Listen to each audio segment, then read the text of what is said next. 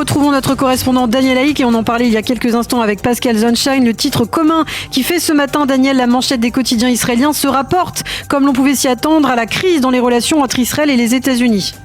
Et oui, effectivement, le Yediot Aharonot parle ce matin en première page de confrontation, c'est le terme qu'il utilise en manchette, entre les deux pays après les propos tenus par le président Biden contre la réforme et contre le Premier ministre Netanyahou. Il affirme que les États-Unis sont furieux après le limogeage de Yoav Gallant. Le Israël Hayom, lui, voit une étape plus loin et annonce en manchette un apaisement de cette crise. Comment ? Eh bien, à l'aide d'un engagement d'Israël à l'administration Biden, la réforme ne se fera que dans un consensus large en Israël. Le Israël Hayom et les sites d'information parlent de carton jaune américain, mais aussi d'efforts conjoints israéliens et américains afin de calmer les esprits après les propos très musclés de Joe Biden contre Netanyahou.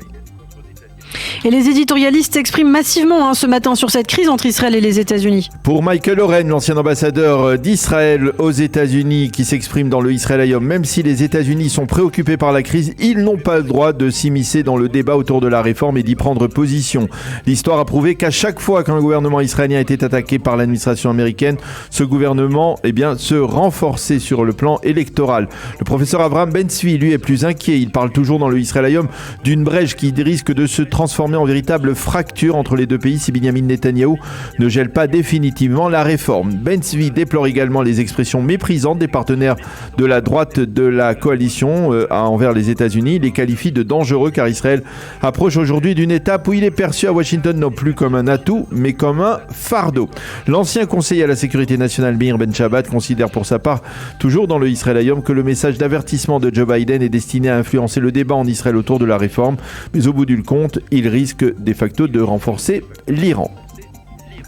Donc c'est ça, c'était pour les éditos du Israël Hayom qu'écrivent à présent les éditorialistes du Yediot Aharonot et d'autres quotidiens et sites d'information, Daniel. Bien, nous commencerons par celui d'Orly Azoulay, qui est la très, on va dire éternelle, très ancienne correspondante du Yediot Aharonot à Washington, qui écrit que Washington, justement, dans un geste de mépris ouvert, a décidé d'ôter ses gants. Selon elle, Biden en a assez de la conduite de Netanyahou et a fait passer un message clair. Je ne lui fais plus confiance. Et à la Maison-Blanche, on parlerait, selon elle, de Netanyahou en termes très durs, déconnecté, isolé, incapable de lire la réalité. Fin de citation. Pour Simcha Shine, toujours dans le Yediot, c'est Israël qui risque de payer cher cette crise entre les deux pays. Pour Amos Harel, en page d'ouverture du Haaretz, l'humiliation que Biden a fait subir à Netanyahou est destinée à faire comprendre aux Israéliens comment le monde voit aujourd'hui leur pays et la profondeur de la crise pour y contraindre Binyamin Netanyahou à réviser sa décision de limoger Yoav Gallant.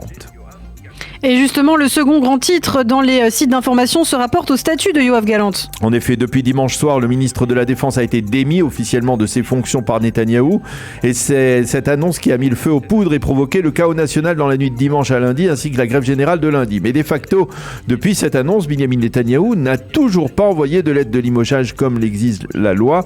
Et depuis donc, certains ministres comme Aryeh Deri, certains leaders comme Aryeh Deri, œuvrent au maintien de Gallant au gouvernement, tandis que l'état-major de Tsahal a fait passer des messages très clairs en faveur de son maintien à la Kiryat, l'état-major.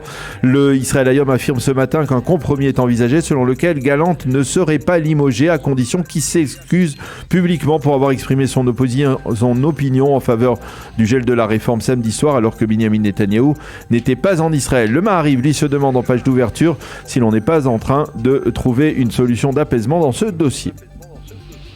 Et on peut également lire plusieurs éditoriaux intéressants autour de la crise sur la réforme judiciaire. Comme celui d'Eliakim Bromidstein, l'ancien vice-président de la Cour suprême dans le Yediot Aharonot, qui vante les mérites de la protestation. Sans le cœur de ces centaines de milliers de manifestants qui sont descendus dans les rues, bien cela n'aurait pas été possible. Il affirme que le gel de la procédure par Netanyahou est arrivé trop tard, mais, écrit-il, mieux vaut tard que jamais. Enav Galili, elle, appelle à l'apaisement. Il faut stopper, respirer et dialoguer de manière sincère afin de trouver un compromis. C'est la réalité qu'il exige. Le Haaretz se focalise ce matin sur Benny Gantz qui sort incontestablement vainqueur politiquement de cette crise et toujours dans le Haaretz un éditorial plutôt modéré pour le journal de l'extrême gauche de Naftali Stern qui s'adresse aux Israéliens qui sont favorables à la réforme avec un certain respect. Vous n'êtes pas des citoyens de seconde zone comme vous l'affirmez, vous êtes au pouvoir mais le pouvoir ne peut faire des changements de régime sans obtenir le plus large consensus. Fin de citation.